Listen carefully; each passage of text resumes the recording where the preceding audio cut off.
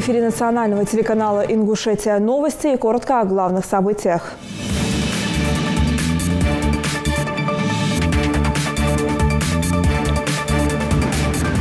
Нет времени отдыхать. Почему пенсионеров радует отсрочка пенсионного возраста? Доходное и конкурентное производство. Наш корреспондент побывала на заводе, выпускающем полимерные трубы. Только вкусное удовольствие, никакого отравления. Роспотребнадзор дает рекомендации при выборе бахчевых.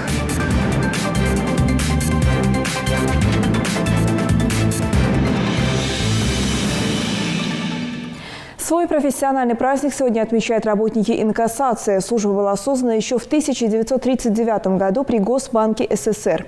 Необходимость транспортировки и охраны денежных средств и ценностей возникла одновременно. С их появлением в IX веке с тех давних времен деньги транспортировались либо их владельцами, либо людьми, которых они специально для этого нанимали.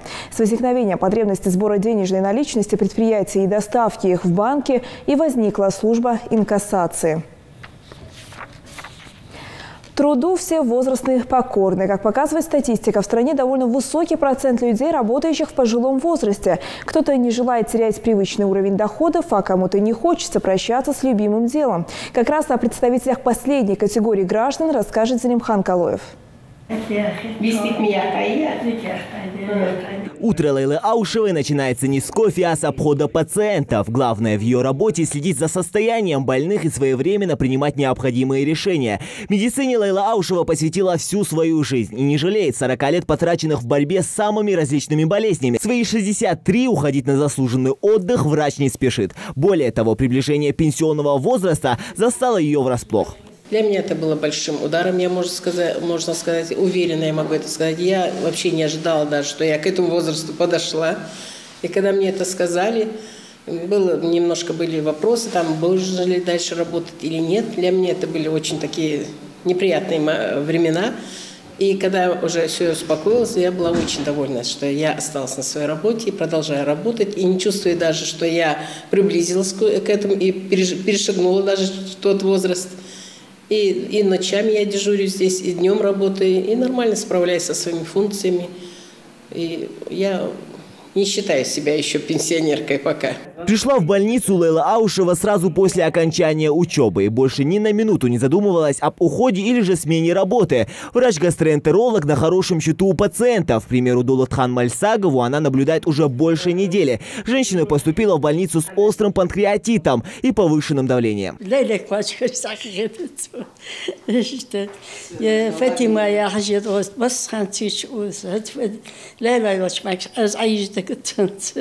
ديك الوجبة ديك حج خزداد بدو ديال ضحك أشو أشهموها مدرسوك Здоровые пациенты – главное в работе врача. На хорошем счету Лейла Аушева и у своих коллег. Добросовестный и грамотный врач с большим сердцем. Именно так они отзываются о ней при каждом удобном случае. Бесценным опытом, накопленным годами, она любит делиться со всеми, в особенности с молодыми врачами. Поэтому отпускать так просто коллеги опытного специалиста на пенсию не собираются.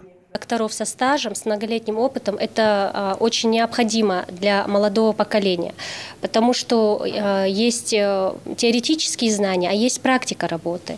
И вот взрослые доктора со стажем, у них именно наработанная практика, потому что многие заболевания протекают не классически. Они, опираясь на свою практику, уже знают сразу же, что это за диагноз, могут нам подсказать. Молодым докторам подсказать. А молодые доктора, они еще все по книжкам, все черпают из теории, практики мало. А практика, она нарабатывается только с годами. Поэтому это очень важный момент, чтобы были доктора со стажем.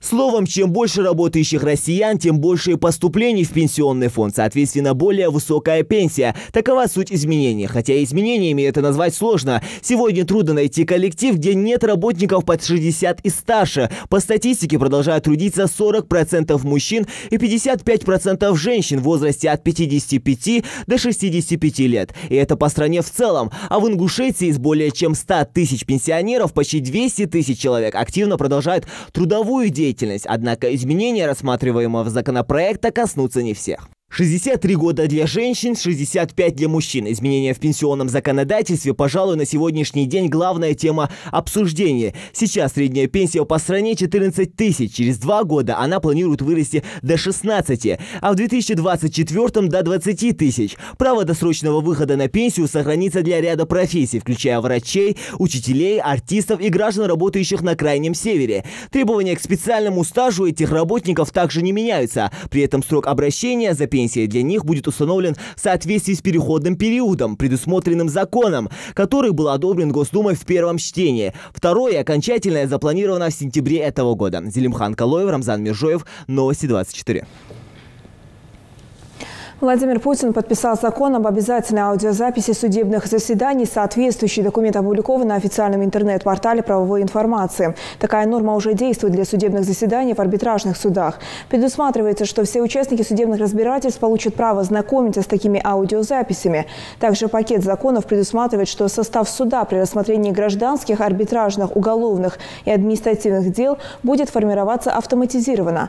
Делается это для того, чтобы исключить влияние на формирование состава суда лиц, заинтересованных в исходе судебного разбирательства. Объем промышленного производства в Ингушетии в первом квартале текущего года вырос на более чем 2%. Такие данные приводятся Северокавказстатом. Примечательно, что начиная с 2011 года в республике ни разу не наблюдался спад общего индекса промышленного производства, даже в период неблагоприятной экономической ситуации в стране. Во многом на это повлияло открытие новых отраслевых объектов. Один из них – это завод по производству полимерных труб и облицовочных материалов «Полимер», расположенный в промышленной зоне города Карабулак. Предприятие выпускает более 8 тысяч тонн продукции в год и уже зарекомендовала себя. Репортаж Индиры Манкиевой.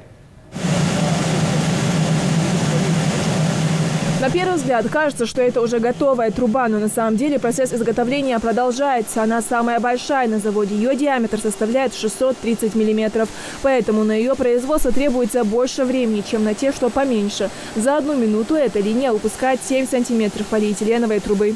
Производство этой трубы мы начали в середине прошлого месяца. Нарабатываем мы ее для потом дальнейшего вывоза на Дальний Восток. Заказчик с Дальнего Востока. Каков объем заказа?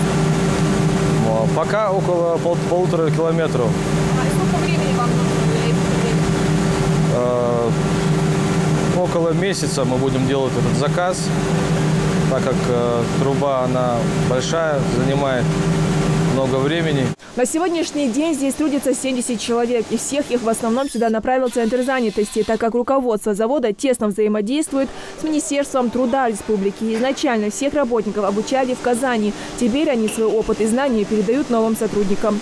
Первый раз, когда устроился, работал расстарщиком, а потом перешел на наладчики. Сейчас уже произвожу трубы разных диаметров. Работа в основном не сложная. Заработную плату нам выплачивают вовремя. График у нас 2 через 2, 2 дневных смен, 2 ночных. Иногда люди в отпуске, но выходим на переработки. Неделю назад запустили новую линию. Через несколько недель планируется еще одну. Производственная мощность завода более 8 тысяч тонн продукции. За день предприятие выпускает около 50 тонн труб разного диаметра. Здесь почти никогда не утихает шум техники. Каждая полимерная труба, прежде чем отправиться к заказчику, проходит проверку качества. Гарантия службы почти полвека. В основном эти трубы используют для водоснабжения и в газовой промышленности.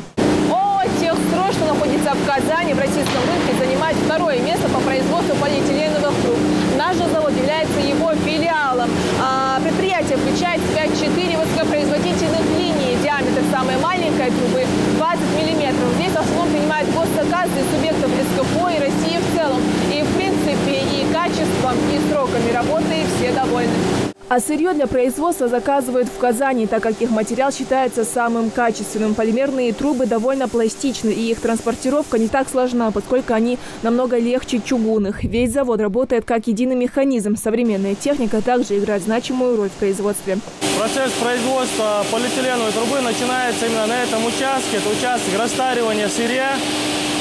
На данном участке сырье растаривается в эти 2 бункера. Далее с этих силосов дальше сырье поступает в сушилку.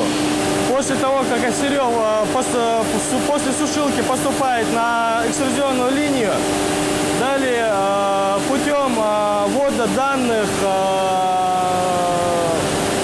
определенного диаметра труб вводятся данные, и уже компьютер понимает, какая труба пойдет у нас, какой диаметр, толщина стенки. В настоящее время фирма «Техстрой» сотрудничает с несколькими крупными компаниями из Северо-Кавказского федерального округа. Ассортимент продукции юнгурского производителя достаточно широк и, соответственно, спрос на него высокий. И это предприятие на сегодняшний день пока единственное в СКФО. В основном у нас 70% наших контрактов – это «Газпром», с кем мы работаем. Крупные организации по всей России. Это не значит, что мы акцентируемся и производим трубу на рынок в Ингушетии. В основном это все за пределы уходит. Крайние точки продажи, доставки нашей трубы – это Калининград, Новосибирск, в контейнерах отправляем. В общем, наши цены, они конкурентоспособны по сравнению с другими заводами. Завод по производству полимерных труб заработал в конце 2014 года. За короткий срок предприятие сумело в условиях экономических проблем и реальной конкуренции увеличить объемы своего производства. Вся готовая продукция хранится во дворе. Складское помещение отсутствует. Хранить продукцию просто негде. Индира Манкева, Майрбек Нуржоев, Новости 24. Роспотребнадзор в связи с началом продаж бахчевых культур дал рекомендации при выборе арбузов и дынь. Бахчевые лучше всего покупать в санкционированном месте реализации культур. В наличии у продавца должны быть личная медицинская книжка, информация о юридическом лице, реализующем арбузы, вывеска с указанием времени работы точки продажи, весы, а также полный пакет сопроводительных документов, подтверждающий качество и безопасность бахчевых культур. Ведомство предупреждает, что реализация бахчевых вдоль автодорог из необорудованных торговых мест запрещена, поэтому следует напомнить, что в таких местах продаются арбузы и дыни, не прошедшие необходимую санитарную экспертизу. Кроме того, арбузы могут впитывать в себя тяжелые металлы, содержащиеся в выхлопных газах автомобилей. Ну а все информационные выпуски и анонсы наших программ смотрите на официальных страницах в соцсетях Facebook, Instagram, YouTube, Твиттере и ВКонтакте. На этом у меня все. Увидимся в 16:00.